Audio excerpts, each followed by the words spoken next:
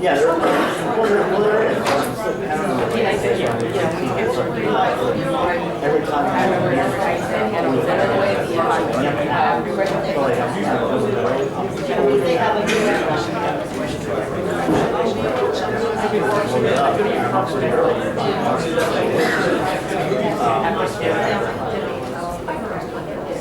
Yeah, I hear you.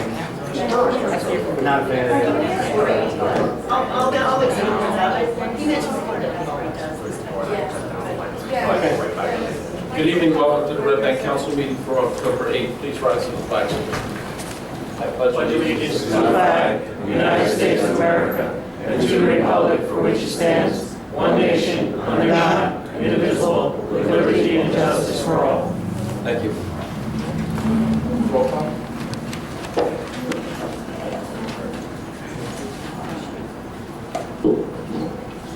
Councilman Murphy? Here. Councilwoman Burnham? Here. Councilwoman Horgan? Here. Councilwoman Lewis? Councilman Zipperich? Here. Councilman Dupont? Here. Okay, Sergeant State. Let the minutes reflect that in compliance with Public Law 1975, Chapter 231, Open Public Meetings Act, the notice of this meeting has been provided by notifying the Asbury Park Press, the Two River Times, and the Star Ledger by placing a notice on the bulletin board and filing the same with the Borough Clerk on January 1, 2014. Thank you. Workshop. First item is the council meeting change date because it falls on the League of Municipalities. Pam, what is the change date? To Monday the 24th. So that'll be Thanksgiving week will be on the 24th. Any problem with that? At 5 p.m. And the reason it's 5 p.m. is because there's other council commitments by members of the council. So it's Thanksgiving week. It should be a light agenda, hopefully. I'll try to leave. Okay. I'll try to leave work early because that is early for me. Okay. Second is the vacant. All right. So that's done, Pam. Second is the vacant property ordinance. The vacant property ordinance was brought to the council's attention, I believe 2 years ago, or maybe last year again, and it didn't move forward because the members of the council wanted to study it more. Frankly, it has been done by a number of municipalities, including many in our county, inclusive of, I believe, the city of Asbury Park, Borough of Manawan, which is similar to Red Bank, but even smaller than Red Bank. And all it is, frankly, is a tool for the municipality and for code enforcement to be able to get a clearer sense of control over those properties that have been abandoned. By abandonment, what that means is that nobody is living in them, and in many instances, they're even boarded up or closed. So there's been prior code enforcement activity. It requires the lender who has foreclosed on the property and has already received an order through the foreclosure division of Superior Court to notify the borough that they are in fact the new owners as a result of either consent order or sheriff's sale, and for that particular owner to then pay a fee to the code enforcement department, because obviously a property that is abandoned, the historical connection to any municipality is that if a property is abandoned, it costs the municipality and the taxpayers of that municipality a substantial amount of money to monitor, to maintain it, to notify that the grass is overcut or over high, and it's just a lot of human power in terms of monitoring vacant properties, because neighbors call and then you have to respond. There's nobody to knock on the door. In many instances, these properties are then transferred by one LLC to another, and it becomes a bureaucratic nightmare for code enforcement to try to follow up. They can do it, but it costs money in terms of time. So what this does is it creates an ordinance that imposes a licensing and a registration obligation by the new owner as a result of the vacant property and sheriff's sale. And by the way, that license and registration goes up exponentially with time. And the reason for that is, quite honestly, you don't want vacant properties to sit there for years on end. We want them to move. So if you increase the registration for these vacant properties over time, hopefully they will be moved and they will be sold and rehabilitated on the market and put back on the tax rolls. Yeah, And Mayor, there's also and then the other thing is that because these properties are vacant, there has to be some sort of notice requirement that's provided in statute on the site itself. If a neighbor wants to know who to call, if they notice that somebody's breaking in, they don't want to call code enforcement, there has to be by law a number to call for the servicing agent for that particular bank. So it's been adopted by a number of municipalities, and it's been successful. So we delayed doing anything on it 2 years ago and then last year, and hopefully there's been more experience. And I know Councilman DuPont has had some experience with it and can certainly address it because it's come back at your request. Mayor, I just think that it helps the borough. I brought this up a couple of years ago when we were having some difficulties locating people who were responsible for maintaining and caring for property that apparently were vacant. There were some concerns by code, and I think though now, over the past couple of years, I know the state has approved this. I know that the other municipalities have, and again, it's just another tool for the borough to protect the quality of life on behalf of its residents when property is going through foreclosure. To contact regarding the condition of the property, mowing the lawn, as well as just that the house or apartment complex is falling apart. So I encourage it's on for introduction tonight, but I encourage that we support this, and so that we are able to not only protect the quality of our neighborhoods, but also hold those responsible who are owning these properties to maintain the property. I know you've had some experience with another municipality. I also have, and frankly, it's after a couple of hiccups, it does work, especially since you really have maybe about 24 servicing agents from a number of different large banks who service these properties, and they're getting used to how it works in many municipalities. The first municipality to have adopted this was the city of Newark because they had such an enormous problem with it. And frankly, in some of the neighborhoods where they have taken the initiative, the houses have in fact transferred over to banks who are able to sell them and people living in them again. So it does work. Any other questions on the ordinance, or the proposed ordinance? And Councilwoman Byrne, this has been in the past reviewed with your department in the past, not because that's the same thing that was introduced. And in the past, your department has indicated that it would help them do their job, and they had no problems with And I agree. And again, you weren't privy to those, you were not on the council, but I can tell you that I was in those meetings, they thought it would be helpful. Yeah, Mayor, the process of foreclosure, especially in today's world, takes a lot longer than it used to. And violations of not cutting the lawn and that kind of stuff, are those violations handed out once and that's the end of it? Or can they be handed out weekly, and can we levy against the property? You can, Because just dealing with the banks on foreclosures, they will not deal. They hire companies, as you know, that come up, board it up, and that's the end of that. And the process of it is about a 2-year, 2.5. So if they don't try to do a short sale, the short sale doesn't happen right away, as you know. It's a long, strenuous. That house will sit there for 2 years. So, I could name a couple of banks that, listen, I see houses on the other side of town. I'm just saying, I see the process and how it works. Do we just write one ticket and that's it? Or is every week they would receive a summons for not cleaning the property? Or right. Well, how about the process? My question is, can we levy against that? I mean, because people break in, and next thing you know, you got vagrants, or it happens. I've looked at places that are, you only can do so much if you're there. I get it. But the answer is, you have two questions. The answer is, they can continue to issue summonses as they transpire, yes. The second part of the question is, can the municipality do it and then assess or levy the cost of that work on the property? The answer is yes. The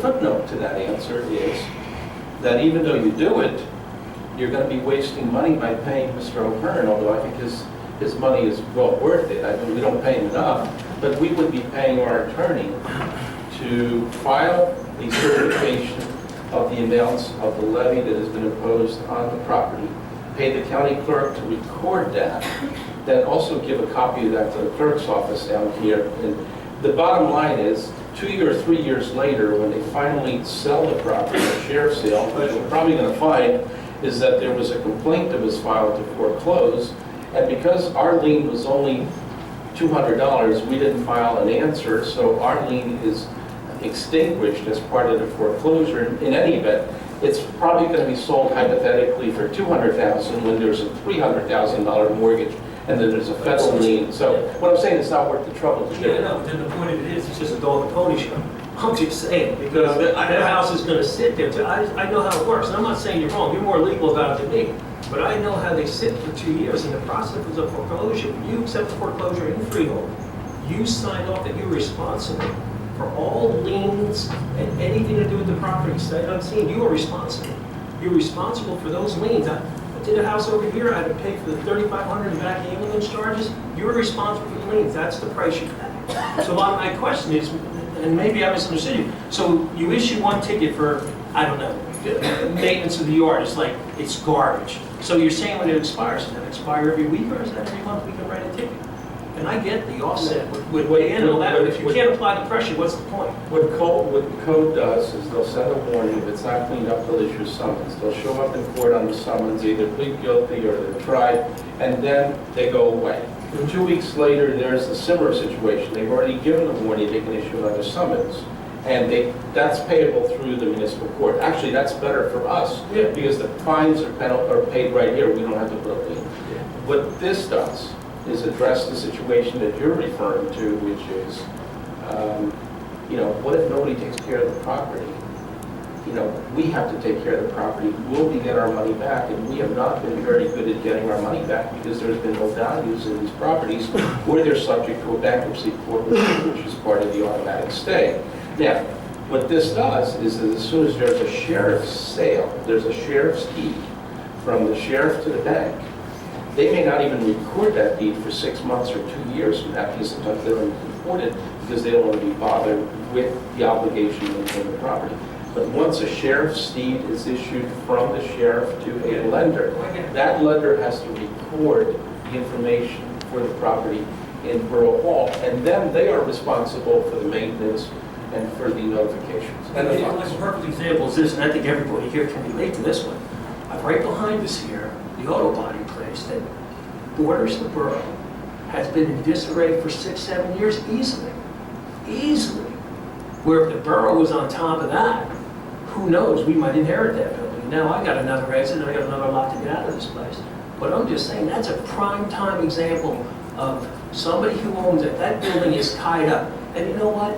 The excuse of they owe Red Bank so much money in building fines and all this, that should work to our advantage, not against us. So, I mean, that's just a perfect example of red tape and what ties up in bankruptcy court. I mean, it sounds all good on paper and everything, but it goes nowhere. It just goes nowhere. So, but if you say it's going to help. What I wanted to say, throw another item into the mix. We have a couple of properties around the borough that have burned, and they're not salvageable, but they're probably tied up in some sort of red tape in the aftermath of insurance claims or whatever the case. What do you do with those? How do you enforce on those when you can't? I think when it's under investigation, a little bit of a different story. Buildings sit around for 7 years, it's a whole lot different story. You know what I'm saying? It's a whole different story. That's, if you're saying it's going to help, I mean, you can't hurt it. But just to put it out there. Okay. I should note that Councilwoman Lewis is present. She's been present actually for 10 minutes. Okay, thank you. All right, so any other comments on it? You're okay? I'm okay. All right. Parking and charging station. The charging station outside Borough Hall is ready, willing and able to accept. We have to issue an ordinance that this is for electric cars, and we have to establish a rate structure for the payment, not just of parking, but also for the charging of the the current. So it's going to have to be painted a separate color, and it will be right outside of Borough Hall. Let's see how it takes off. Stanley, do you have anything else to add? Yes, this ordinance, Mayor, just deals with the restricting the use of that said space to the cars that are going to make use of the charging station. If you aren't charging or you are an electric car, you can't use the space. And then separately, hopefully within the next couple of weeks, we meet with the parking committee because there's several changes with regard to the fee structure in the parking ordinance, which will establish the fee under that amendment. But this just establishes the space so we can sign it and we can get it up and running and restrict it to those cars that can make use of the charging station. So does this become a sort of a priority parking space by ordinance, Stanley? Yes. Right now, we have no provision to limit the space to those cars that can use it. So since we only have one, or in the future, I'm sure we'll have more, but any space that's designated as an electric charging station will only be used by cars that can use it. Otherwise, if we didn't have this in the ordinance, we couldn't enforce it. You're basically doing it to enforce it. Creating a spot, we have to do that to enforce it. Well, and we're one of only a handful of towns in New Jersey that has installed a charging station for electric vehicles. Passing I the know, ordinance, I know. so we can declare it. Okay. And this ordinance will apply to any parking facility we create in the future, because it's general enough that it'll be signed appropriately, and this ordinance will cover it. Any other questions on it? Okay, solid waste bid. As you all know, bids were put out for solid waste collection to privatize it. Bids were returned recently, and there's a resolution which we can address even later on that rejects those bids, a recommendation both of the CFO as well as the DPW and the Borough Administrator, for the reasons that the bids in and of themselves do not address any possible questions of redundancy in terms of the workforce. The contract itself that has been put out after the bids do not address what is common in bid specifications, which are, that I've seen in many other municipalities, and when these bids are returned, there is an affirmative obligation by the successful bidders and/or bidding participants in the contract to incorporate as part of the bid specs an affirmative obligation to entail the hiring, since it is a new contract, of any individuals who may have been impacted by any sort of redundancy in the workforce or separation from the public workforce. This is standard and common. It was not incorporated in these particular bids. That's a very, very strong reason, I think, for us to take a look at these bids and see if if we do decide to go and incorporate a further bid, to incorporate those terms in, because it is standard for public policy contracts. And it's also part of long-established tradition in collective bargaining agreements. But there has been no discussion with the union with respect to that. And/or how do you effectuate dramatic savings if you change the contract without any sort of reallocation of manpower resources or restructuring of the manpower resources within the existing department, which has to be addressed. Otherwise, what you're doing is you're putting out a contract that's supposed to be effectuating savings, and you're not addressing the personnel issues and the structuring of the department. So I think that for those reasons, and also the bids came back at a level that was less enthusiastically received in terms of actual savings over the long term, that we probably, at the recommendation of Public Works and the Administrator and the CFO, take a second look at it. Stanley, do you have anything else to add? No, just, I think you summed it up pretty well, Mayor. The bids basically came back and did not reflect the savings that we anticipated without drastically affecting the operation, the existing operation. So we need to relook at it and perhaps revise the specifications to seek the benefit that we're looking for. Any questions, Mike?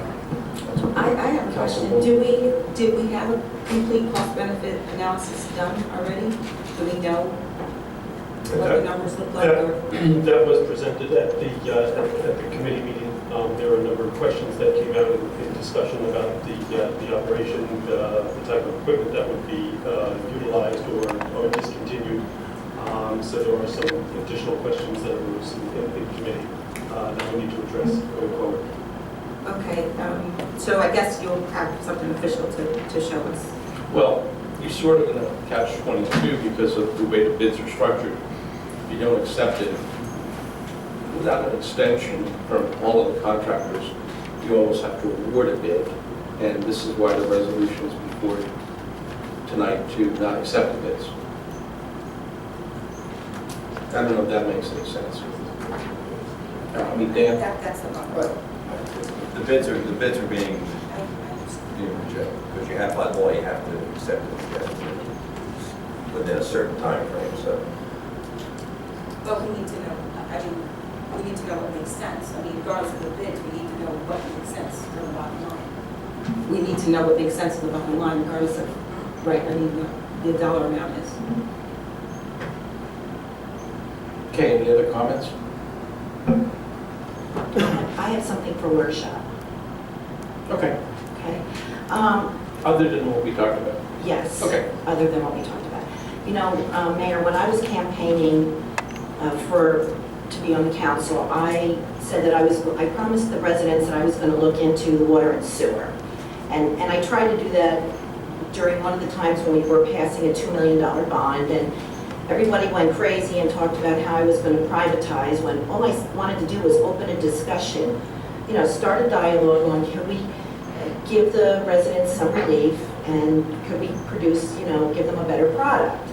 So over the last 9 months, I have been looking into this, and I have been going to different towns that are similar to Red Bank with their own wells, and I have come up with an idea and a way to save the residents $176 a year on our water bill, which would translate into an even larger savings in our sewer bills. And I'd like to have the opportunity to share that with the council and the residents and talk about this, because I think this would be a great way to give residents some relief, because everything just keeps going up. Our taxes go up, our water bills go up, our sewer bills go up. So that's what I have. No, what I'm saying is, did you have a proposal for us, or are you just going to go into? Well, I wanted to get it on the agenda for Sure. the next meeting. Yeah, I mean, the only thing that's not a problem, and I don't think it's ever been a problem for our discussions. But if there's some sort of, if you brought something out, I think, Mayor, probably the best. we can present it, you know, and then study it, I think- whatever you want to do.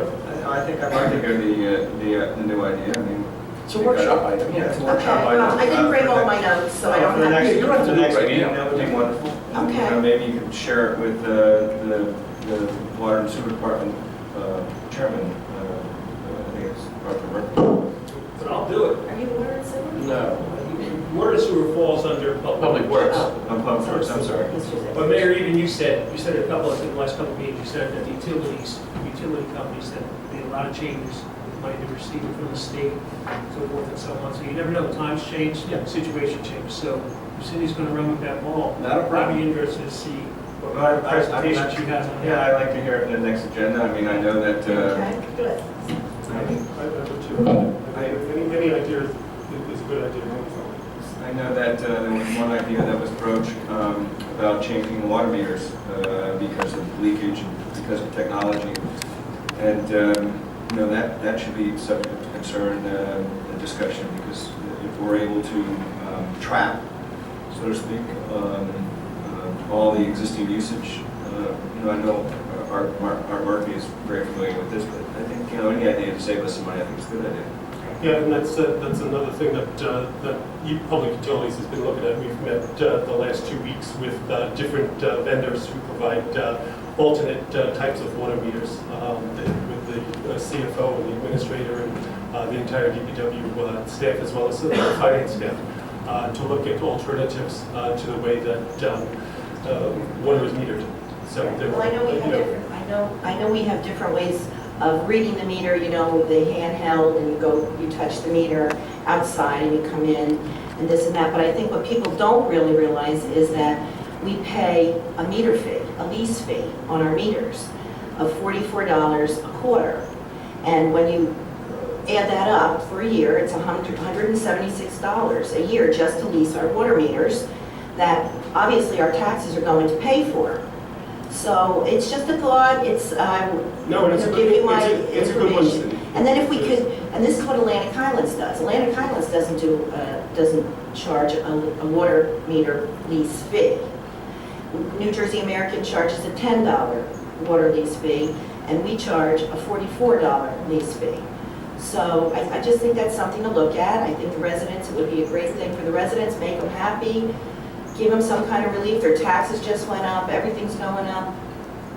Great idea. School taxes went up, yeah. The new equipment and the new technologies that are out there, we've looked at a couple of different companies at this point in time, you know, have come in and presented their products and their technological advances in software and all that kind of stuff that would interface with our finance department's software.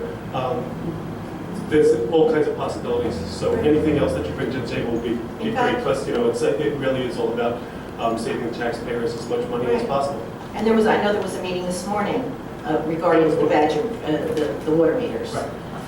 So, okay, then we'll put it on for the I'm agenda. not the techiest guy in the world. I still write with a fountain pen, but it just amazes me that in 2014, we still are in the business of sending somebody around to check the meters and bend down and read the meters when it can be done, I believe, digitally. I mean, everything else can be done digitally. Why are we sending somebody around to check meters? I really think we ought to get to What else that. would Doug do? Mayor, that's exactly, Doug would lose a job. excuse me, that's exactly Well, maybe we the, can do something else. that's exactly the meetings we've been having, Mayor, to vendors with regard to using the telemetry to read the meters. And there's several vendors out there, we've been meeting with different vendors, with the chairman of the committee, and looking at the pros and cons of each different types of system. Yeah, I think that, you know, it should be brought up at the next council meeting. Okay. I'm sure Councilman Zipper will come up with some ideas with it. All right, any other, for anything else for workshop? If not, approval of the minutes for August 27th. Motion. Move. Second. Second. All in favor? Aye. Abstain. Okay. Councilwoman Morgan, I abstains. wasn't here. Okay. Councilwoman Lewis and Councilman Zipper. September 10th. Motion. So moved. Second. Second. All in favor? Abstain. Councilman Dupont abstains. No appointments, reports, mayor, council committee members, or No report, Mayor. Cindy. Yes. A few different things. Last Saturday, September 27th, myself, Councilwoman Horgan, Lewis, Councilman Zipperich, and Mr. Mayor Mena went to the YMCA. You almost said McKenna. No, I didn't. You were getting there. I almost said Mr., not McKenna, believe me, I wouldn't say that. I don't mess those two up. The YMCA had a dance at Camp Arrowhead, not a dance, what am I thinking? A fundraiser to celebrate the 140 years of improving lives. The Y has been around since 1874 to 2014, and Red Bank was honored, as were certain individuals like Dr. James Parker for supporting the YMCA all that time. And we all had a great time. We got up, we danced, they made a lot of money. We all did our thing, and it was a very nice evening.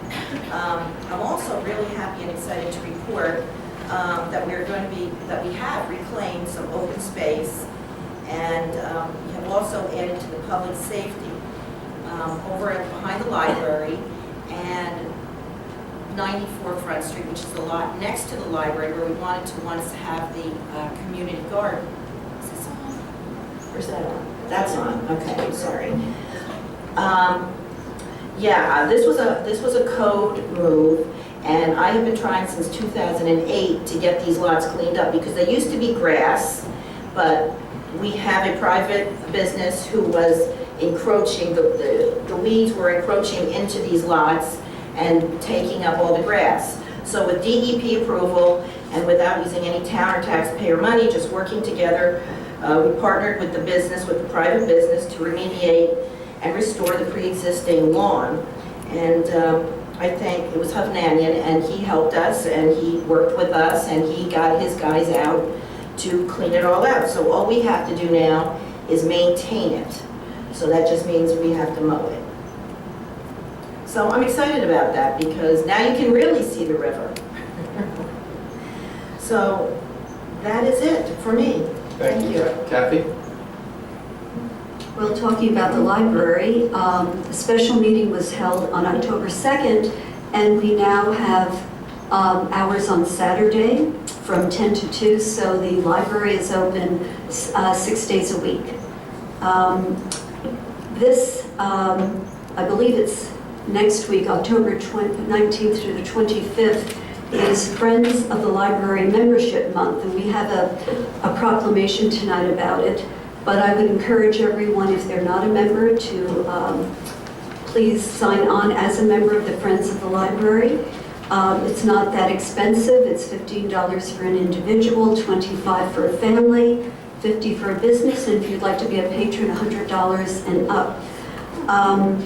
Applications can be found at the library, or you can download it from the library website. The History of Red Bank project, which Suzanne Viscomi has been helping on with videotaping various residents of Red Bank. The first History of Red Bank installment, it's an interview with Carl Morgan and his brother Robert, and about Catherine Elkis White, and it is on YouTube, so please take a look. It's very interesting, and there will be more. The next meeting of the library is Thursday, October 16th at 6:30, and it is an open public meeting. The Environmental Commission on Saturday, the 27th of September, had a garden and eco tour. It was very successful. There were 52 people who attended, and they went to visit various gardens and eco sites where people have organic gardens, composting, etc. And they built rain barrels at the end. And the rain barrels, yes. Christine Ballard isn't here tonight, but on September 29th, she was honored by NJ Biz, which is New Jersey's only weekly business journal covering the entire state. And she was one of 40 people under 40 who are New Jersey's best and brightest rising stars. And Mayor Mena, Councilman Zipridge, Councilwoman Lewis, myself, and former Councilwoman Sharon Lee attended, and it was a very lovely event, but I know she's not here tonight. She's okay? Yes, okay. I know she's due very soon. So that is all I have to report. Thank you. Could I just add one more thing? Anybody that's interested in being a Friends of the Library, we're having a meeting this Thursday at 3 o'clock at the library. So if you are free at that time and you'd like to be a friend of the library or get to know what we do, library 3 o'clock. Thank you. I have no official report, but just some announcements. The Halloween parade is going to be on October 19th. The rain date will be October 26th. The lineup will be at 1 o'clock on Hudson and Bergen. So hopefully the weather will permit and we will have our traditional Halloween parade. And also the Veterans Day celebration, Memorial Day celebration or recognition will be on the November 11th at 51 Monmouth Street at 11 a.m. 11 yes. Also, I just want to remind parents that it's time to register our younger residents for indoor soccer and basketball.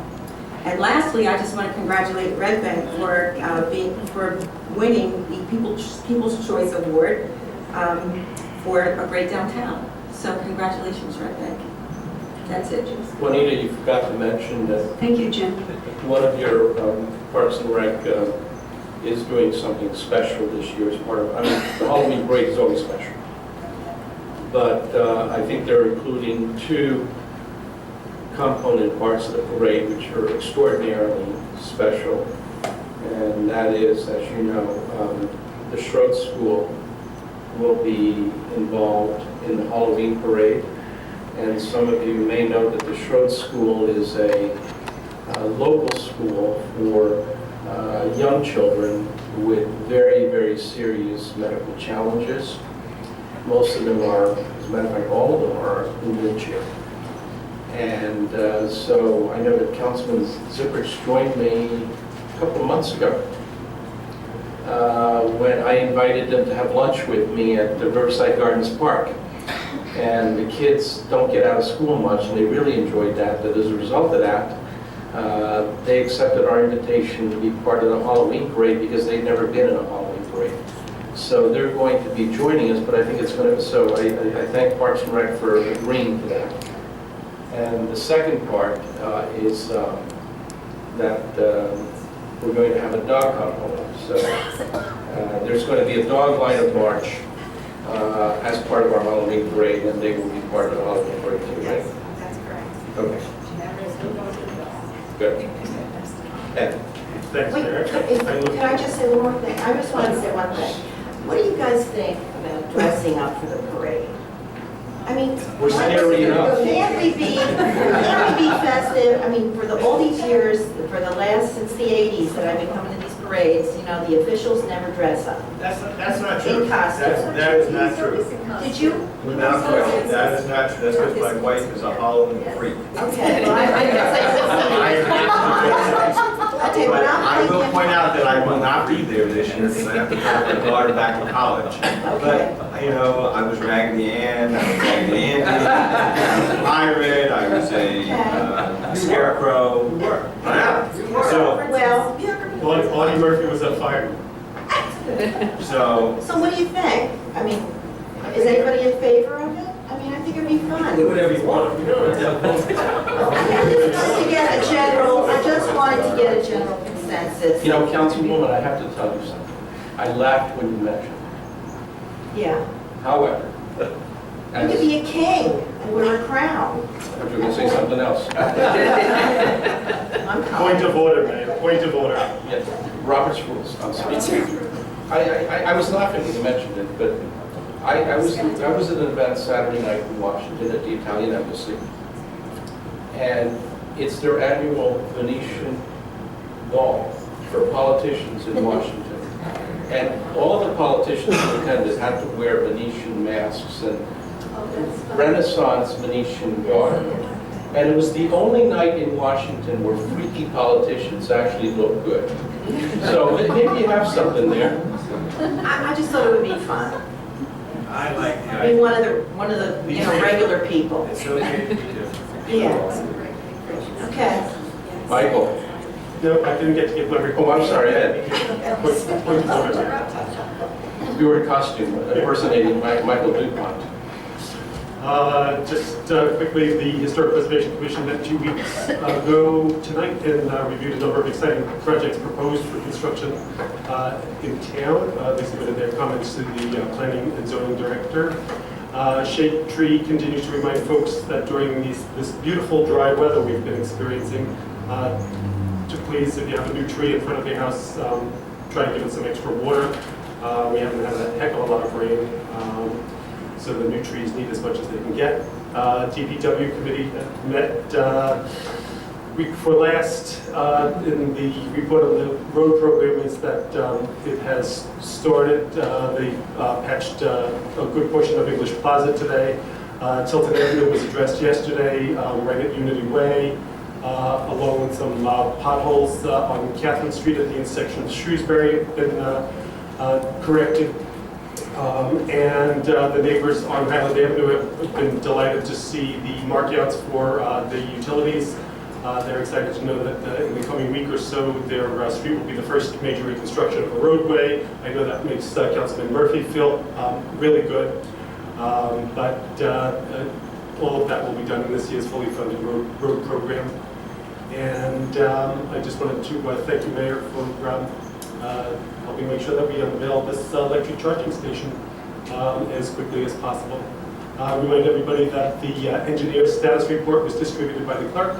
You can see all of the DPW projects listed there along with their status, like the library bulkhead, the marine park improvements to the pump station, the continuing work on the water plant, and all of that kind of stuff. And then lastly, the brine tank has been installed by the DPW team over at 75 Chestnut, so we're ready for winter storms. And I did forget to mention that that the Red Bank Borough Education Foundation is holding their Treasures and Trash Roadshow, an antique roadshow type of event to benefit the foundation and the kids in our public schools on Sunday the 26th at 2 o'clock to 5 o'clock at the atrium at Navesink Harbor. Tickets are available at rbbef.org, and they're $60 per person. You're allowed to bring 2 items for a price. Thank you, Michael. Could I ask a question? Sorry. Mr. Zipperich, I just have a quick question. How are the water pipes under these streets? I mean, we talk about how we, take care and fix our water pipes before we pave a road. Are we thinking about doing anything like that before we pave, like, say, Washington Street or Highland Street? You are aware that we have a complete streets program. That means once you designate a street to be resurfaced, we open it all up, we check out everything that's under the road. That's why it was my question. That's why everything is marked out. So the road's open, the utilities are all checked, so that we don't have to dig up the road after it's resurfaced, because nobody likes a bump in a newly paved road. You're not changing any water pipes. You're not changing any water pipes? That was my question, because I know you paved Mechanic, and you we never did any. But it'll be checked. We televise the storm sewers, we televise the sanitary sewers. We inspect the water lines. If they're undersized, we replace them. You If the hydrants replace the mains in the street. mains in You the don't street, replace the mains in Well, the house. we replace the mains in the We don't street. replace from the street to and or the street valves, or we add isolating valves if they aren't there, and we replace hydrants if there are older hydrants to the newer hydrants that improve flow.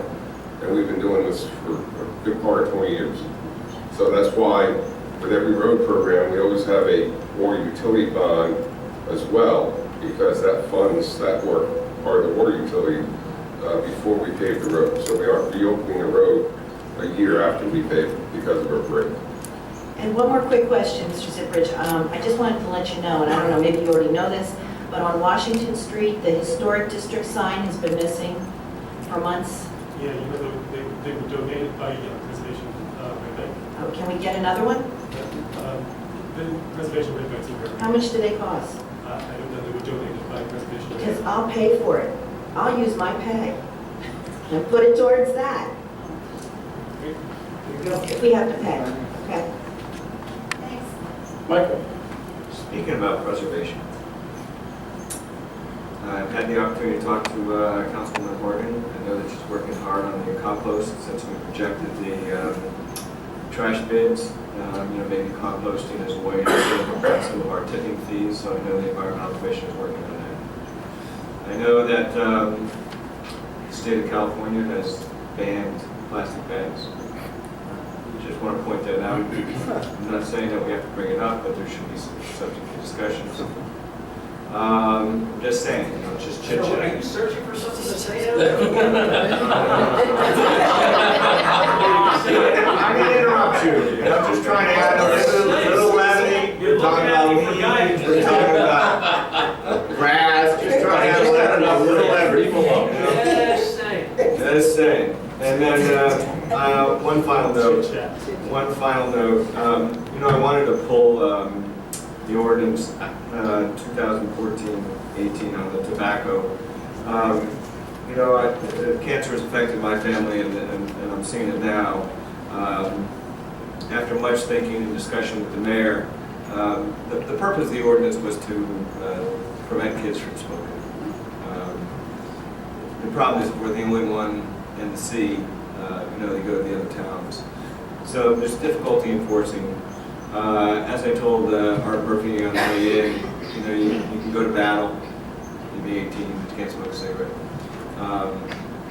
Maybe what we do tonight, I'm asking that this ordinance not be introduced, just for the reasons that I enunciated. But, maybe certainly place kids on notice that it is detrimental to your life. I see it firsthand. So if we've at least done that, then maybe we've achieved something. But I just, Mayor, I don't think that this is probably the right way to go about doing it. There's a laudable goal.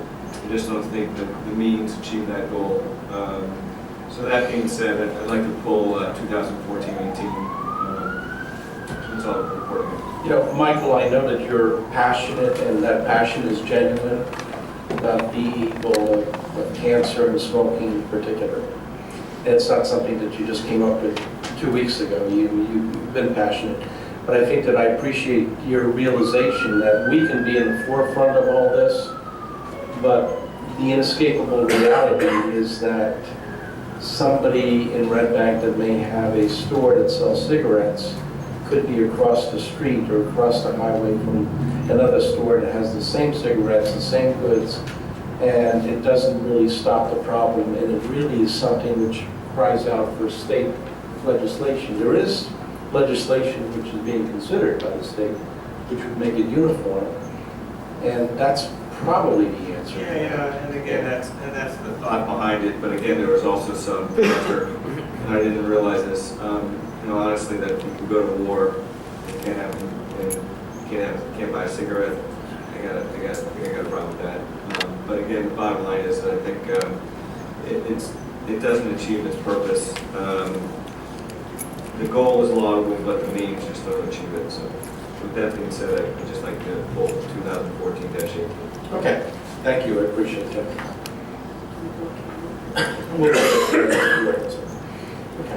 Okay. There are communications and petitions, requests from Learning Tree to Haggard Manor on Broad Street from January 5 to February 1st, 2015. Motion? Second. All in favor? Aye. Okay. Request from Elmer Perez for West Side Host Company membership. Motion, Art? So moved. Second. All in favor? Aye. Are there any members of the public that wish to comment on any ordinances or resolutions, understanding, of course, that there's going to be a request in 30 seconds for the withdrawal and non-consideration of resolution 2014-18? It's an ordinance on noise. So I don't. You've got to be on the record, ma'am, so please come to the center and state your name and your address, and we'll be happy to try to My address name you. is Karen Cohen. Push the In button. the end, in the very end, Here. let's see if it comes up on the screen. Hello? There you go. Karen Cohen, 23 Wallace Street, the Metropolitan Apartments. And we have a problem with the dumpsters being, acting like transformers. They're just taking the dumpsters at 5:30 and dumping them. And there is a noise ordinance that Mr. Murphy had authored. I know we've spoken before about it. I've called the code enforcement. They said they sent letters to businesses. I'm at this point going to call the police when they come. I don't know what else to do. Okay, the noise that you're referring to is noise that emanates from on Wallace Street? It's my side of the building backs up to where No Joe's is. So you're at the Serve Taco. Metropolitan, right? Yes. Okay, and so it's probably trash pickup for the businesses in the alleyway between Mechanic and Wallace. Yeah, Pat, it's not the borough. Yeah, that's what I'm Right, saying. it's not the borough, these are private companies. Yeah, and it's that back parking lot. It's the back parking lot, like behind Cardinals. Yeah, it's something that I've discussed with Mr. Schultz some time ago, and it is a problem. And, all right, so we do have a noise ordinance, and it's a question of us taking a Who look enforces at it, yeah. Okay, Only, Pat, only because we don't, I think when we decided to have garbage pickup in the downtown district, that we requested them that they would come in the morning because we didn't want to see the garbage trucks during the day. that's fine. And then, not too long ago, I'll say less than 6 months ago, I had a conversation with Audrey about, they're back there, when they pick the dumpsters up, they're not emptying cans, they're picking up, just the arms, they pick up the whole dumpster and toss it in the back. So there's the clattering of the doors slamming and all that. And for a little bit, I mean, I think I had a conversation with Jim about it. For a little bit, it might have ceased fire, but obviously it's not doing its job, so. Okay. I don't know if we, I don't know if we have to adjust something with We that. do, we do, and I'll speak to Mr. Scavone before I leave tonight, and if you If I could could just... add one thing, we have been in conversations with the owners of the Metropolitan Yeah, and those businesses. We are hoping to build a single trash house that all 4 of those restaurants that are in question would use, so there would be only one pickup. It's a matter of, unfortunately, getting the restaurants to agree on the provider and into a contract that all 4 of them are comfortable signing. But we are making some progress on that yeah, I as mean, well. that's a no-brainer. They should only use the same person, one pickup for all 4 of them Yeah. at a time, which is not 5:30 in the Unfortunately, morning. they receive different rates from different, Right. so they go with I mean, if whichever I is call police at expensive. this point, I don't want to use the police reresources, No, I but this understand, is but years. This is what you do. I know you have a young child that probably Well, can't doesn't want to sleep. stay for the rest of the meeting, and I don't blame her, I don't want to either. Write your telephone number, leave it with Mr. Scavone, and I'll talk to him at the end, because there have been some discussions on that. Okay, and it's not, I know Mr. Schultz said they're trying to get the building paid for whatever. I don't care about that. They just need to pick up after 7 a.m. No, I understand, but the simple solution also, instead of having all these trucks, pick up one, they're right there, why don't you have one Well, company Premier pick does it it up? at 2 in the afternoon, no problem. But when I call each company, they give me a song and dance. They basically don't want to pay their drivers overtime to get to. They can do it to in the morning, dumps. they don't have to do it at 5:30. Okay. Thank you. Thank you. Did you have something also? You sure? Okay. All right, any other members for anything on the agenda only? Okay, if not, we'll go right into the ordinances. Ordinance 2014-18, Councilman Dupont, you're moving to withdraw, is that correct? To withdraw. Second? All in favor? Aye. Any opposed? Ordinance 2014-19 is an ordinance requiring the mortgagee registration relating to real estate mortgages in default. And that is what we talked about in terms of the vacant property ordinance. Is there a motion to introduce? So moved, Mayor. Second. Second. All in favor? Aye. Any opposed? Public hearing time will be when? November 5th, since it should probably go to the planning board also because it's a planning board general applicability ordinance, just for their review. 2014-20 is an ordinance amending and supplementing Chapter 7 regarding traffic with respect to the charging station for the electric vehicle. Is there a motion to introduce? Second. Second. All in favor? Aye. Any opposed? All right, a public hearing will be November 5th also. Ordinances for public hearing and final adoption, ordinance 2014-15, an ordinance amending and supplementing Chapter 7 traffic of the general revised ordinances of the Borough of Red Bank, establishing a tow-away zone in the area of the Count Basie Theater. Any members of the public wish to address the council? If not, motion to close? So moved, Second. Second. All in favor? Aye. Motion to adopt? So Second? Roll call? Councilman Murphy? yes. Councilwoman Burnham? Yes. Councilwoman Horgan? Yes. Councilwoman Lewis? Yes. Councilman Ziprich? Yes. Councilman DuPont? Yes. Okay, ordinance 2014-16, an ordinance canceling certain funded appropriation balances and applying it to other projects with respect to our capital expenditure. Is there any members of the public wish to address the governing body? If not, motion to close? Second, all in favor? Aye. Motion to adopt, Councilman Dupont. Second, Second. roll call. Councilman Murphy? Yes. Councilwoman Burnham? Yes. Councilwoman Horgan? Yes. Councilwoman Lewis? Yes. Councilman Ziprich? Yes. Councilman DuPont? Yes. Okay, ordinance is adopted. Ordinance 2014-17, an ordinance regulating campaigning, electioneering, and public activity and political activity in municipal-owned buildings. This is just on the interior, not the exterior. Motion, rather, open it up to members of the public. Any members of the public wish to address Mr. Song? Yeah, I just have a question about this. It seems like it's pretty broadly written. Just Yeah. for the tape, your name, Sorry, yeah. That's, I said Mr. DeSoma, but. Yeah, Sean DeSoma, 28 Norfolk Place. So just a matter of concern here, and I ask that maybe you guys take a look at this. It seems pretty broad. So when you say any other types of political activity, would that include a conversation relating to any sort of political act? So if two council members were to have a conversation up here, so what's the definition of political activity? The political activity that this is intended, now anything could happen. Sure. Technology can change, but what is intended is not necessarily the protection of council people from First Amendment rights, but the protection of borough employees. So in other words, if borough employees are working in their workplace, doing their public jobs, they should not be able, they should be free from people passing out literature or giving them electioneering information of a partisan nature. That's what the intent is. And also from holding speeches and rallies on the inside of public buildings. Right. So that's the intent. There's nothing nefarious about it. There's nothing mysterious. But that's my understanding.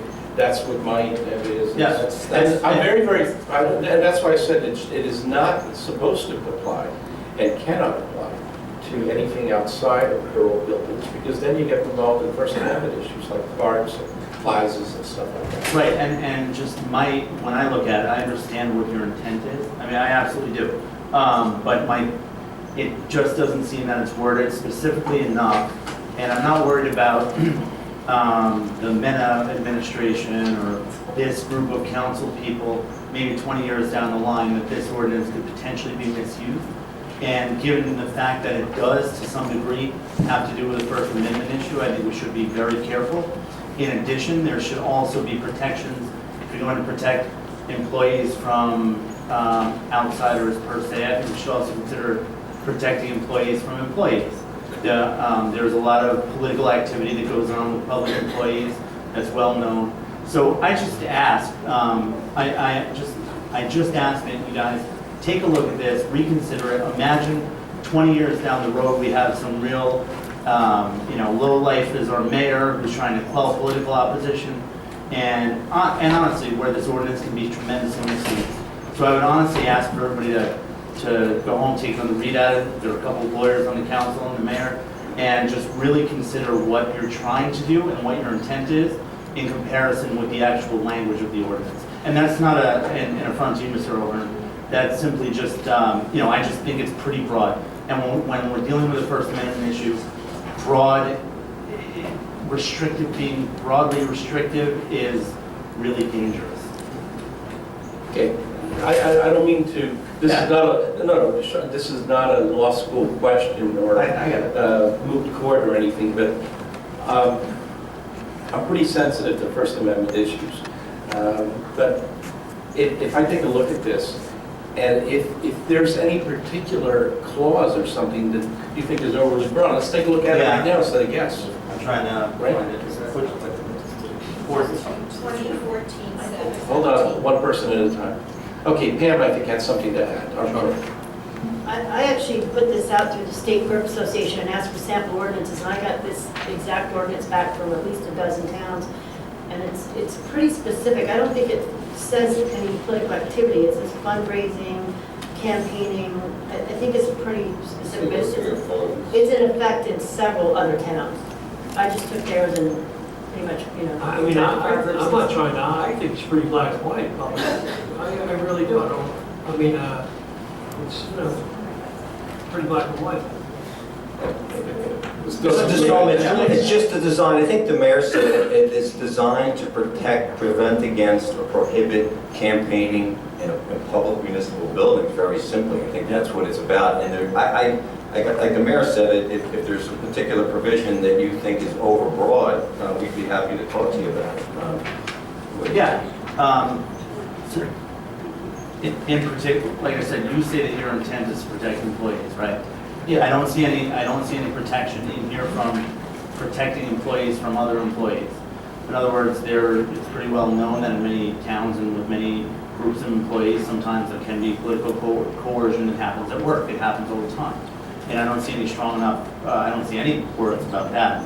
I mean, that's something we could look at, but I think that I think you're getting a little into First Amendment areas because, I mean, if you know, it does get to be a little tricky. I think this is really talking about people who are running for office, who are holding an elected position, going into municipal building campaigning. I hate to stop my attorney, but he said I could stop him though. Paragraph 8, let's just take a look at that together. It says, any person holding any elected municipal office or holding an appointed position would be bound by the strictures of it. So somebody who is an appointed position could be the supervisor of somebody else, would be bound by the constraints of this.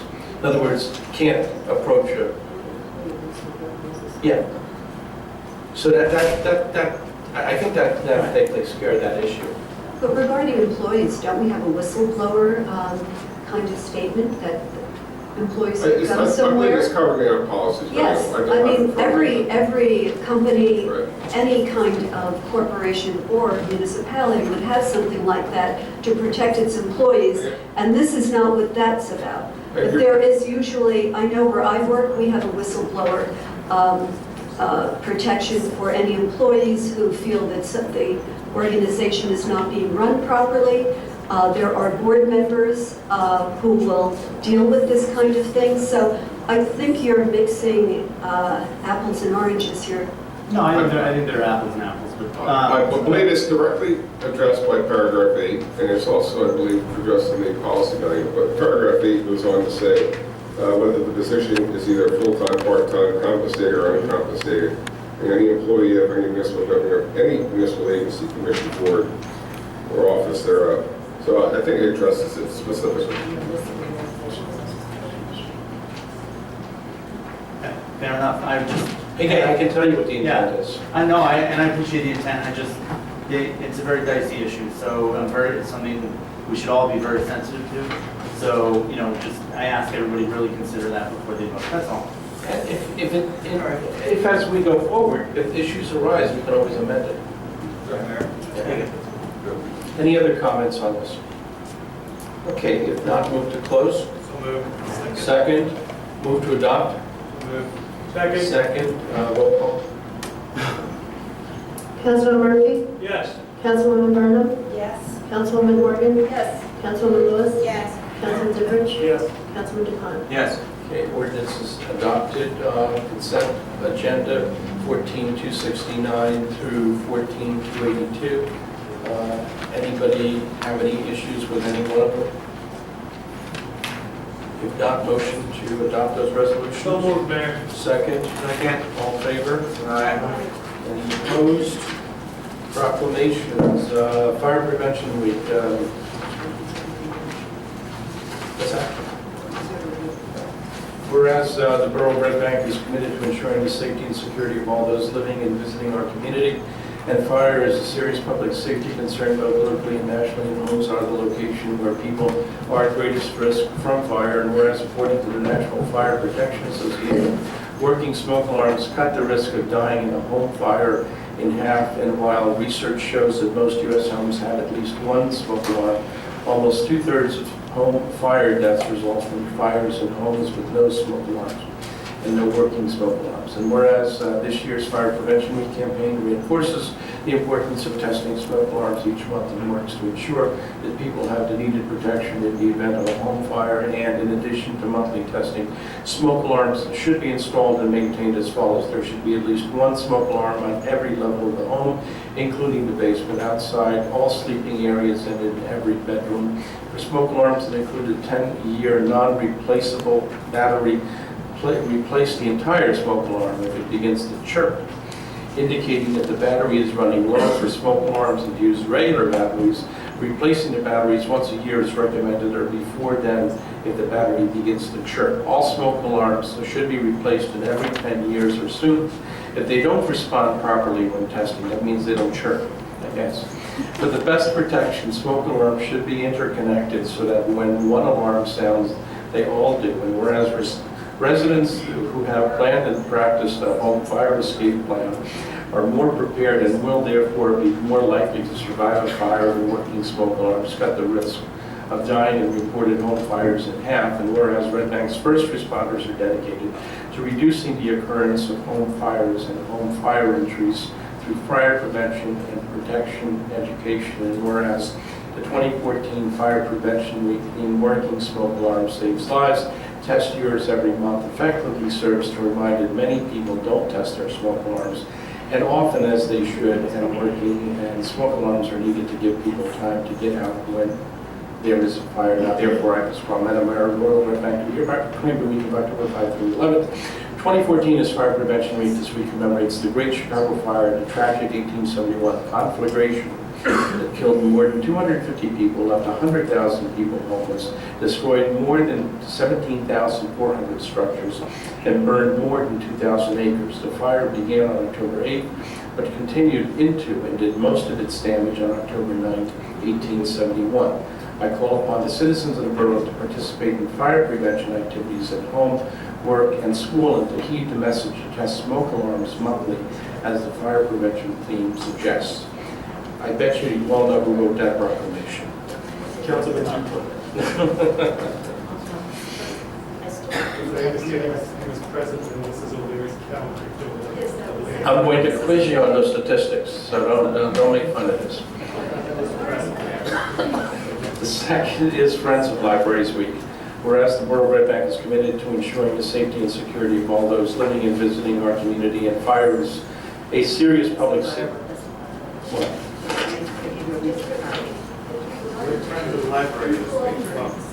You know, it's been a long day. Whereas the Friends of the Red Bank Public Library raise money that enables our library to move from good to great, providing the resources for additional programming, much-needed equipment, supporting for children's summer reading, and special events throughout the year. And whereas the work of the Friends highlights on an ongoing basis that fact that our library is the cornerstone of the community, providing opportunities for all to engage in the joy of lifelong learning and connect with the thoughts and ideas of others from ages past to the present. And whereas the Friends understand the critical importance of well-funded libraries and advocate to ensure that our library gets the resources it needs to provide a wide variety of services to all ages, including access to print and electronic materials, along with expert assistance in research, readers, advisory, and children's services. And whereas the Friends' gift of their time and commitment to the library sets an example for all in how volunteerism leads to positive civic engagement and the betterment of our community. And now therefore be resolved that this Parliament Area of Red Bank to hereby proclaim the week of October 19 through to 25, 2014 as Friends of the Libraries Week of the Borough of Red Bank, and call upon the citizens of the borough to join the Friends of the Library and thank them for all they do to make our library and community much better. And a personal note, I want to thank Elizabeth, who's here tonight, and some of the friends who are here, as well as Steve Heck, who's on the board of trustees of the library, and keeping the books in order. But more importantly, I want to thank them and the others on the board who are not here.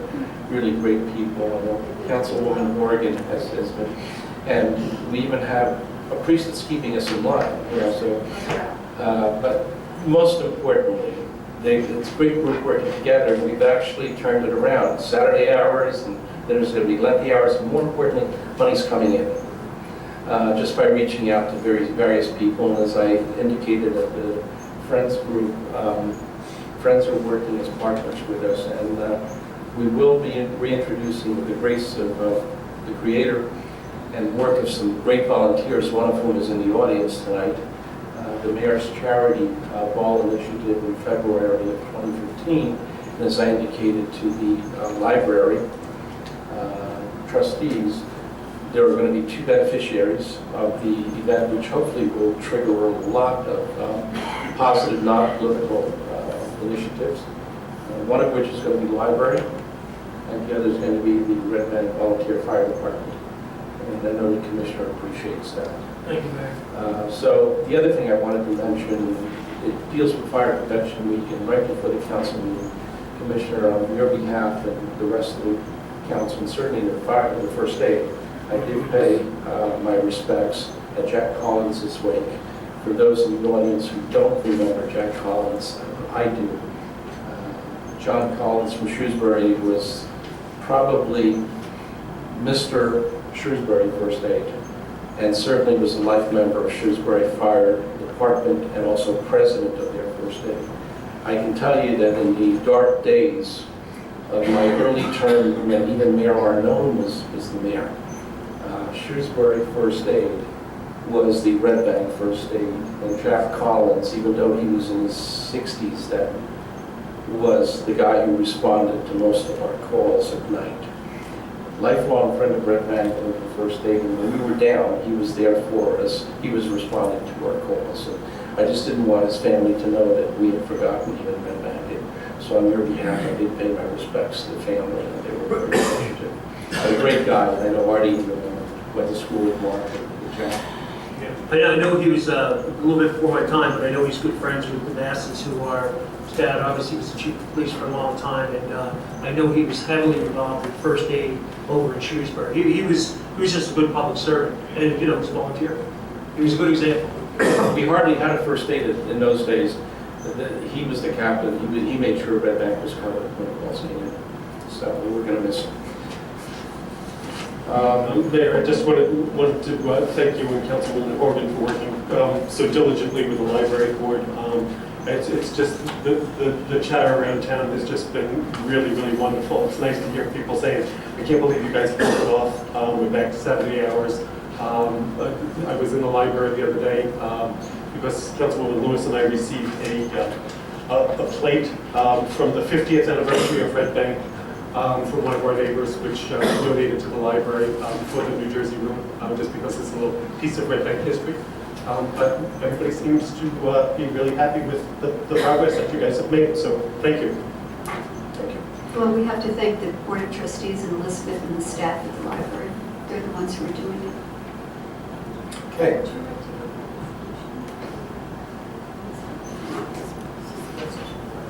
Oh. This one? This is a copy of the letter. That's the one you just read, so just get through the library. Yes. She'll have it. Elizabeth, the resolution, proclamation is yours. I just do what I'm told. There's less problems if you just do what you're told. Congratulations.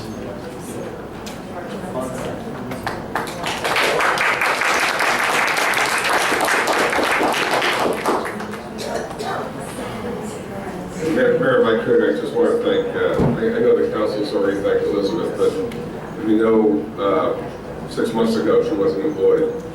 And she has been a great steward of the library during this difficult time and working with the reduced staff and making sure the library is up and functioning, coordinating with both her new board and the borough. She's done a great job. And on behalf of the staff, as well as the council, I know they feel the same. I want to thank Elizabeth for all you've done.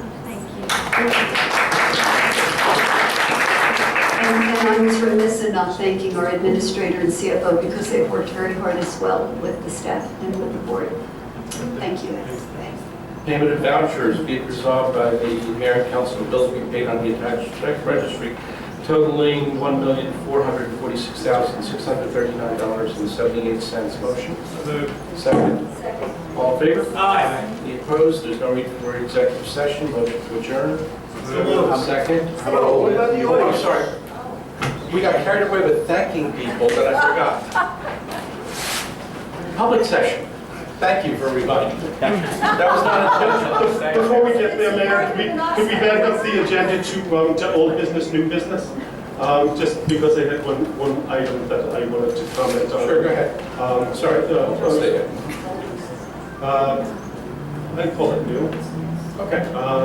But there was a fire on Spring Street this past week, and as Commissioner Murphy knows, the team under Chief Tommy Welsh's direction did an outstanding job. I talked to Chief Welsh during the week, and he said, within the first 5 minutes of the call, if you don't get there and respond as a team, working effectively together, you can have a real disastrous fire. And I think that the entire team needs to be commended for their rapid response and their teamwork in making sure that fire didn't become something other than what it just was. which was a small roof fire. So congratulations to the fire department for their rapid response and teamwork. Okay, anything else under old business or new business by anybody? If not, public portion, I apologize, I didn't mean to cut. Mr. DeSona. Sean DeSoma, 28 Morford Place. I just have a few questions about the decision-making process on the waste bids. When exactly was the decision made to reject these bids, aside from officially? But obviously something had happened before this meeting. Somebody made a call, somebody sent an email, somebody did something to say, hey, this isn't going to work. When precisely did that happen? I imagine the last few days? Was the final decision made? Stan? I believe it's, the deadline for the 60 days on acting on the bids was coming up. I discussed it with the department chair. I discussed it with the mayor. We discussed it with the finance chair. And in as much as we did not realize the savings that we had anticipated, and in as much as that would, for us to go forward, it did not make sense without reviewing the specs and perhaps either revising the specs or looking at how this would affect the operation. To achieve those savings, we didn't have enough time to make those decisions, so it was best to reject the bid. Right, and when was that decision made? Precisely. Well, I was out sick You're saying yesterday. other than formal decision. Other than formal decision tonight, when was the decision made? Was it made Tuesday? Was it made a week and a half ago? It was made over, I think it was, we had discussed it since the last Public Works meeting. And I think we finalized it when we were finalizing the agenda. So today? I think it was discussed Monday. Okay. And I was out sick yesterday, so I believe we drafted, on Monday, we decided, directed the clerk and to work with the borough attorney to prepare the draft and get it to the council members for the agenda. Okay, so Monday morning you had a conversation with the mayor, the CFO, Juanita, the committee chair? The committee chair, Uh-huh. the finance chair, the CFO, and the mayor. Okay. So, and you guys collectively made that decision on Monday? Well, it was a recommendation, and Or made that recommendation? yes, Okay. So, what was the date for the expiration of the bid? 29th. Okay. So today is, so we still have one more council meeting technically to go ahead and do that, am I right? So if we wanted to, we could have left the bids open, maybe gotten a bid that actually had. No, the bids were done. There was no more bidding. The bids were received on August 29th. There's a deadline. Okay. Yeah, there's a deadline where everybody has to have them in. Got it. So What's the the rule that deadline can't be passed. changed? Right. What's the rule? And we had extended the bids originally because there were questions on the bid specs. And we had extended the bids originally. I had inquiries from one vendor, which we shared with all vendors, which caused us to have to push back the bid date. And so we had already gone through that process. So we felt it was sort of, because this is heavily regulated by the DEP, we didn't want to extend it again. It just doesn't look correct. Why? And all because it was supposed to award within 60 days. We had extended the bid originally before we accepted the bids. And because there were too many outstanding questions, which affected not only the bid itself, but the discussion of how it would affect the department, that these weren't answers we were going to get done within the next week or 2 weeks before the 29th. Right. So it'd be best to reject them and relook at our specs and see if there's some change in the wording of the specs where we could realize the savings going forward. That's interesting, and I appreciate that explanation, but I came here, I think the first time was like March of 2013, and made that suggestion, and you, Mr. Mayor, had kind of hinted, I mean, I just rewatched Sue Visconti's video, had kind of hinted that this was already underway, or the process had already begun of making the decision internally here. That was 19 months ago. So, Discussion, I think I said the discussion has been an ongoing one, yeah. yeah. So it had already been an ongoing one. So let's say it had been going on for 3 or 4 months before that. We're going on 2 years now of waste of time.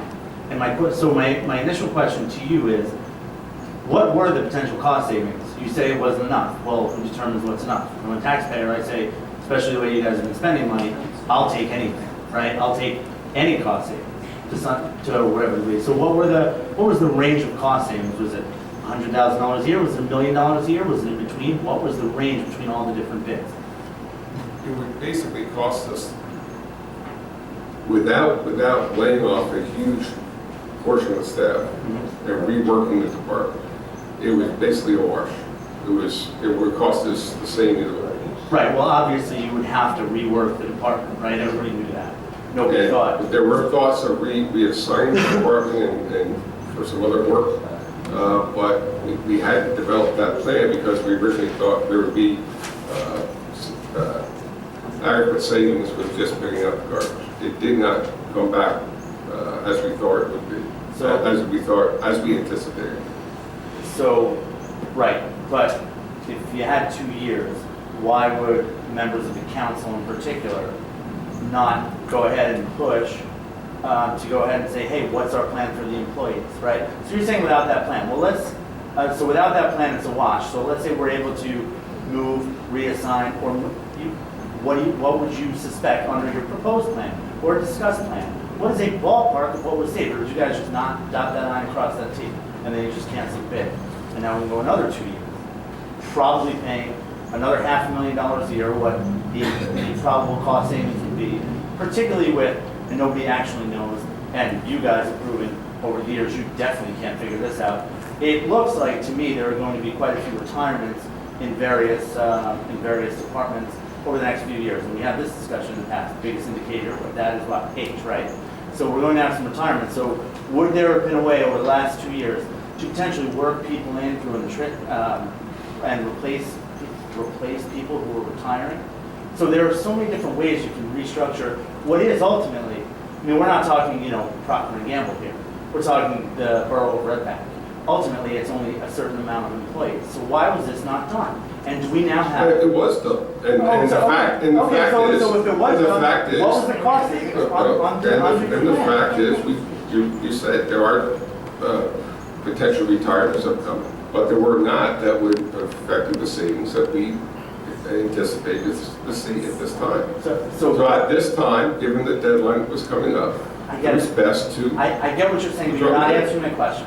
Under all the plans that you looked at, of reassigning people, of potential retirements, and Ed, feel free to answer. Juanita, feel free to answer. Anybody else, feel free to answer this question. Under the plans you looked at and discussed, under potential plans, pie in the sky plans, what was the potential cost savings? Was it zero? Did you never discuss it? So you had to have, you're saying you discussed the plan. What were the plans and what were the ranges of cost savings? Sean, he said that it was a break even, and on top of that... No, he said it was a break even without reassigning people. Without reassigning, no, listen, Right. you're saying, how come you didn't do that before? Well, why would I start getting rid of people, assigning people? We don't even know if we're gonna get the contract or not. Now I got mayhem all over. If you put, I'm not saying you do it, I'm saying you put the plan together. No, I'm answering your question. Yeah, please. Because we did have a public works staff assigned to public solid waste, a staff of 15. We, through attrition, through retirements, have reduced that. Okay, so We have reduced that to almost half. Okay, so how many staff? Before we did. Right. Okay, so what's that So, payroll? almost half. I don't know the numbers off the top of my head. Sure. And I don't think you would really expect me to have it. Well, So, hold on. no, let me answer the question. Let one person speak at a So time. we did go through cost savings through attrition. We went from 3-man trucks to 2-man trucks. We went down to half the staff. And then we bid this to see how it would work out. And at this time, it doesn't feel, it isn't acceptable as far as the amount of savings that we anticipated. Now, we have to look at the specs to see if there's some changes to be made in the specs, or look at the department to see if there's some other reorganization. But we couldn't get that done within the 60 days that we had these bids. Well, no, this would have been 2 years. So over the course... It's not fair to say 2 years. Let me interrupt this. we've been looking at this for a period of time. We didn't bring it up, this wasn't a first idea for your work. Since I've been the finance chair, we've been playing with these numbers, trying to determine if in fact the cost savings is worth losing the benefit of having our own trash. So it's been going on for quite a discourse. That's why I proposed, talking about compost, reducing our tipping fees.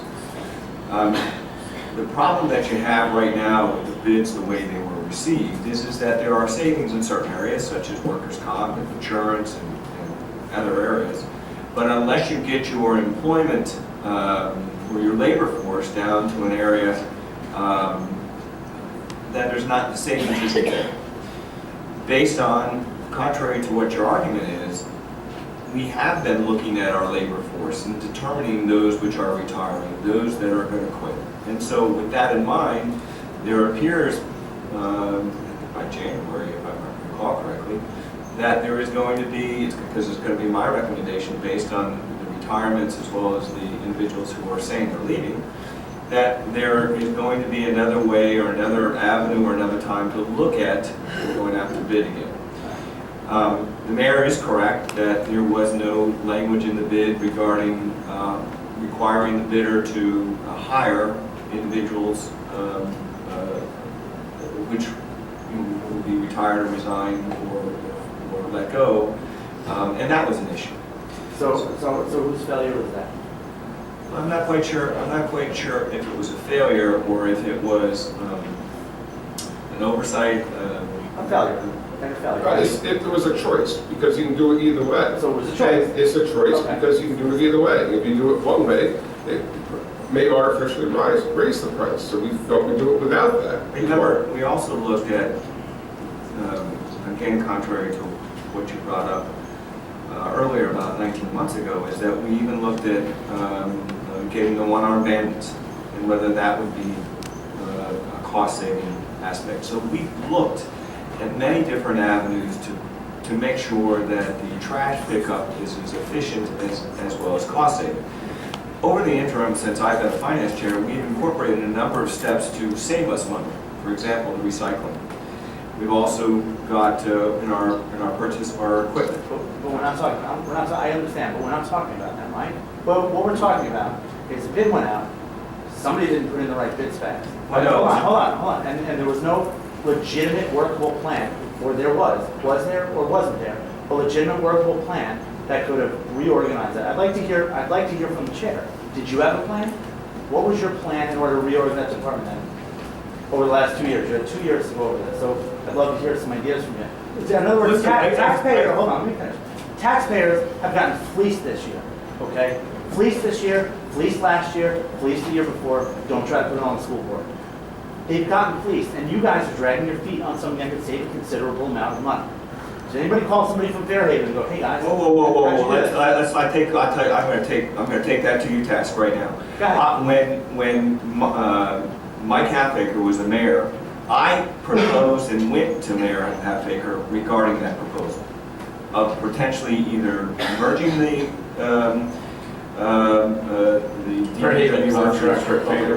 strike that. So that was discussed, and so not only did we discuss it, it didn't work for both municipalities for a variety of reasons. So don't sit there and say that we haven't had discussions or we haven't had forethought. It's very easy to sit there in the pews and throw stuff up at the altar. But what I'm saying is, what I'm saying though is that we have had thoughts outside the box. We have had steps to make our trash pickup more efficient and cost savings. I think eventually, in my humble opinion, that we are going to have to eventually privatize. But that being said, the bid has to be right not only for what we are giving up, but also the cost savings have to be substantial. I think our DPW does a wonderful job. If you look at, and I took surveys of other municipalities, for example, Middletown and Shrewsbury, that have private trash haulers, there are more complaints than there are compliments to this. And I think our DPW does an admirable job under the circumstances.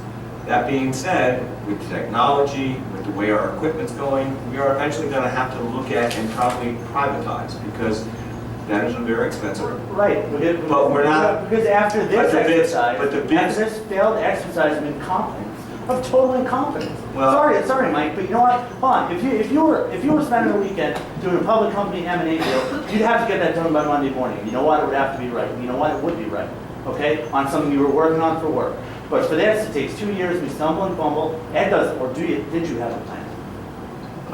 It's nice to see you, Sean. You weren't present at the beginning of the year. As a matter of fact, this happens to be the first council meeting you're at all year. Yeah. Wait, hold on, Ed, I'm going to address that. I'm going to Yeah, answer first your of all, question. I'm going to answer your question, Mr. Shoma. Let Mr. Zippert speak. He has, no, he... Wait, I'm sorry. No, No, hold on. let him I just speak. want to respond to a statement. You answered I'm your sorry, question. I I'm answering your question. I apologize. Listen, okay. One at a time. He asked me a question. I responded. This is a point of order. Well, you please do. I do. Go ahead, Thank you. let him talk.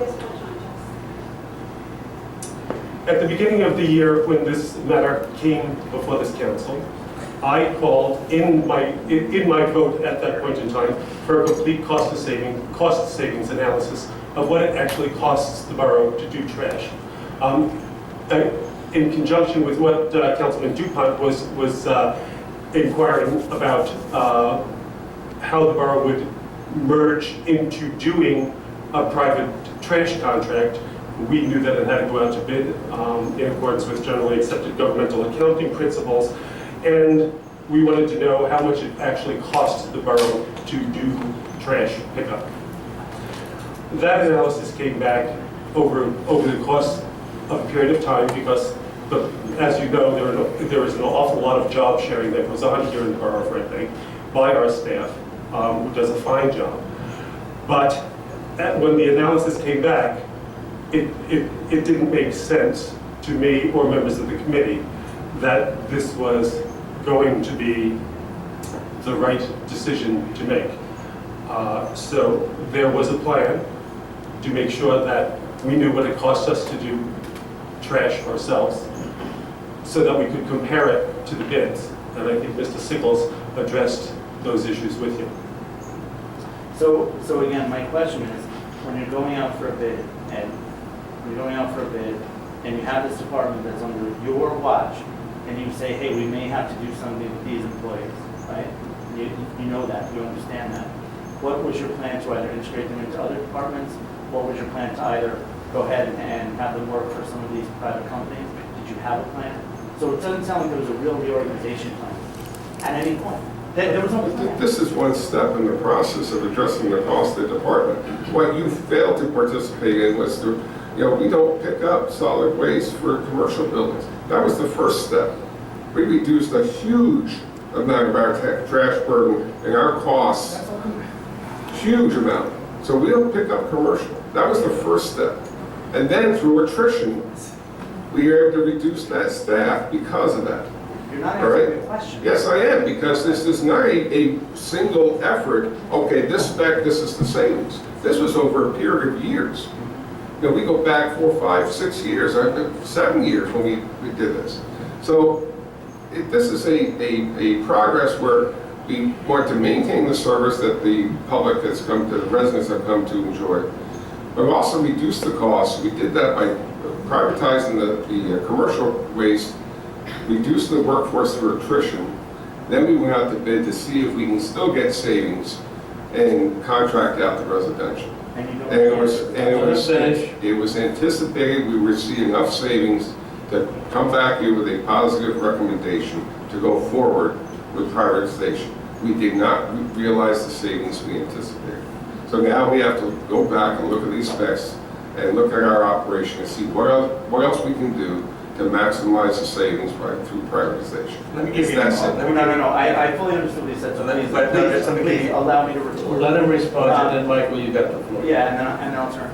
The question is, I don't know how many times I can say it. I understand there was no cost saving when you add the private garbage and then keep these 8 employees just on payroll doing nothing. I understand. They would be doing something. Well, you know what I mean. So I understand that there is no savings. That makes total sense. I completely understand. But what was the plan to reassign or work with through other departments, through hiring them through the companies? What was the plan to reorganize the department?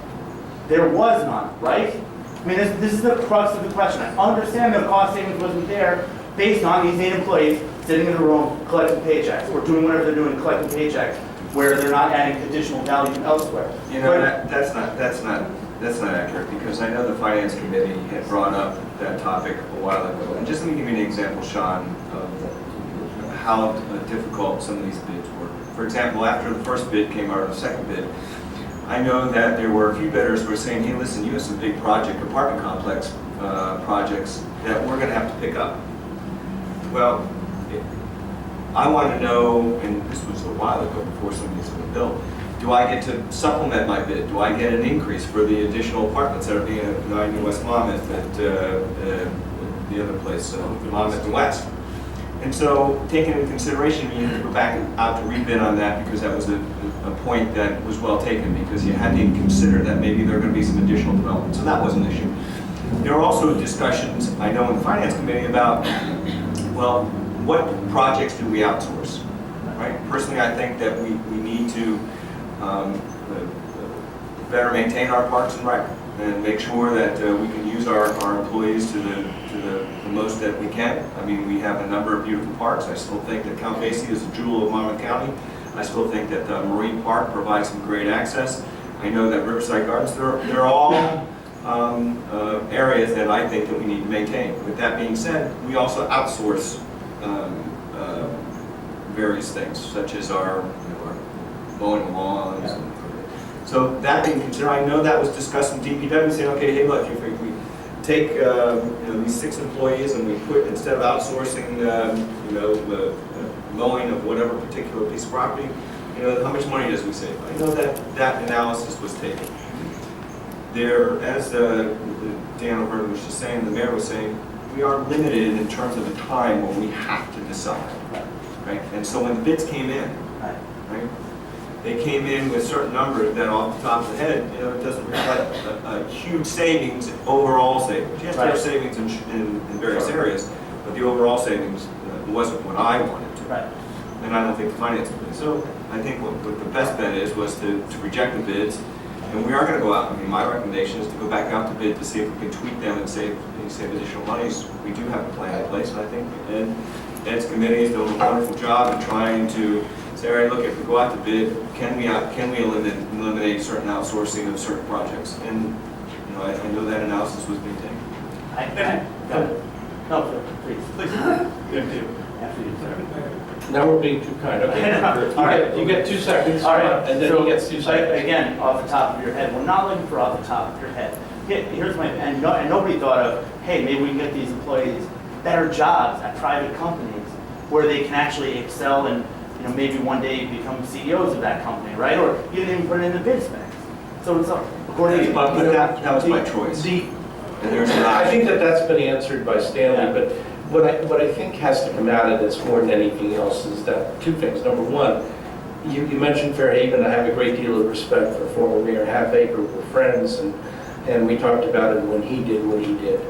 And frankly, he could do it for Fairhaven because Fairhaven is more of a homogeneous community.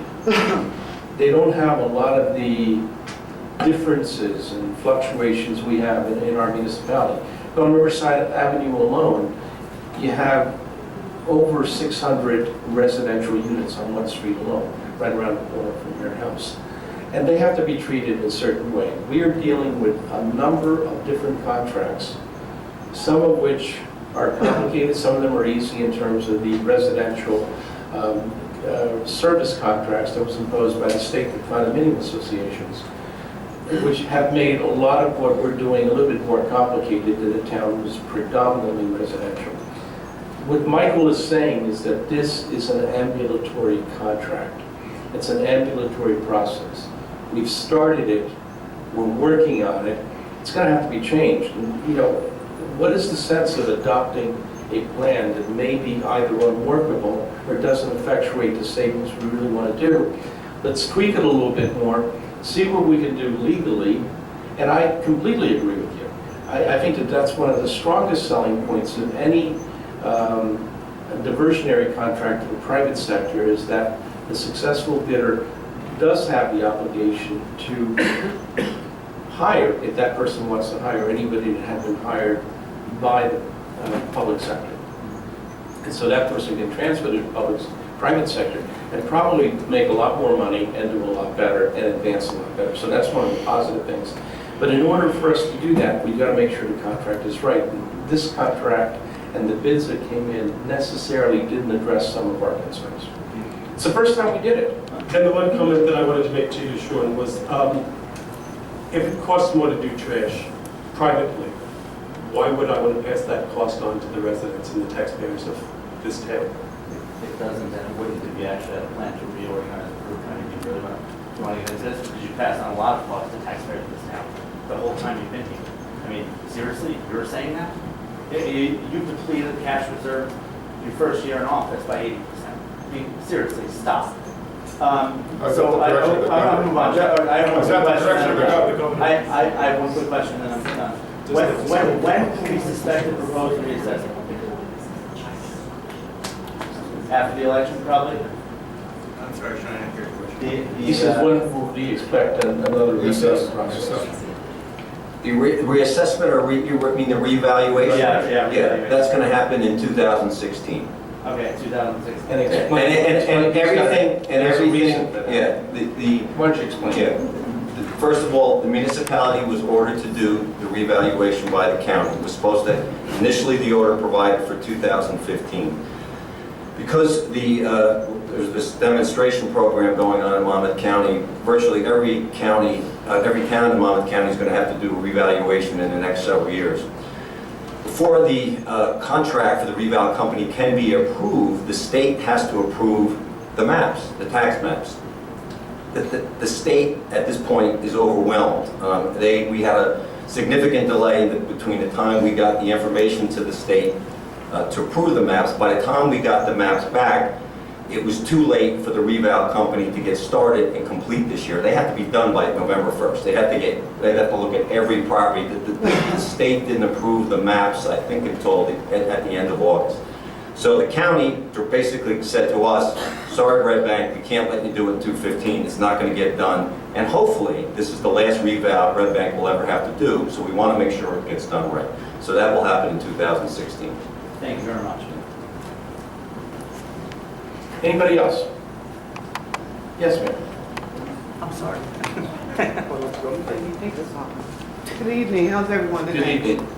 My name is Alicia Wilkerson. I live in 239 Spring Street, but this has nothing to do with that. I want to ask two questions. For the bids that went out for the DEP, Department of Public Works, did the bids have anything in it in reference to the now employees?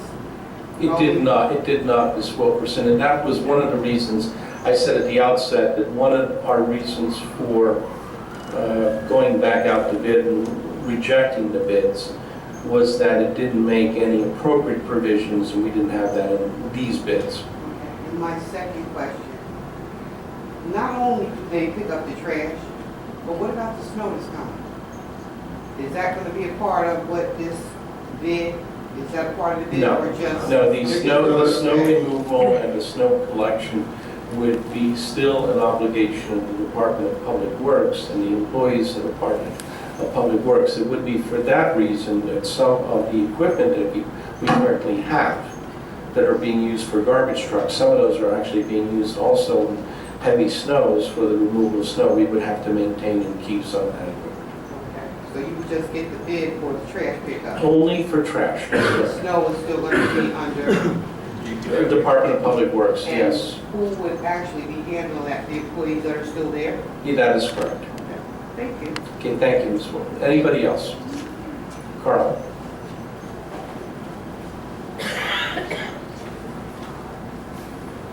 Carl Cole Morgan, 67 Oakland Street.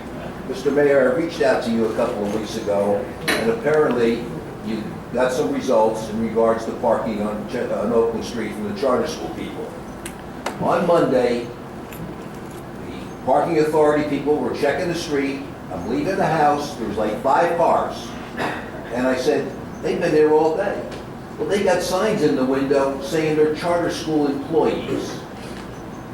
I have a copy of the minutes from February the 13th of 2013, where I came before this group, and it was just after they had lost the parking lot because of Mr. Mumford unable to let cars park there for his insurance purposes.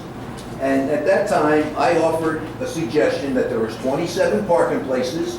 This is a picture of Pearl Street at 9:30 in the morning of why these people cannot walk an extra half a block and park their cars there instead of blocking residents. None of these spaces affect in front of anyone's house. And again, I'm asking for support, that's all. You will get it, but we also have adopted the tow-away zone, which hopefully we know. The toll-away zone talks about driveways. I'm not talking about driveways. I understand. I know what you're talking I'm talking about, I come home Monday with 5 bags of groceries. You know where I parked? Yeah, On on West West Street. Exactly, on West Street. I shouldn't have to do that. I understand, yeah. No, you're right. Thank you. Anybody else? Okay, motion to close? So moved. Second? All in favor? Aye. You need a motion to adjourn? That's what I meant.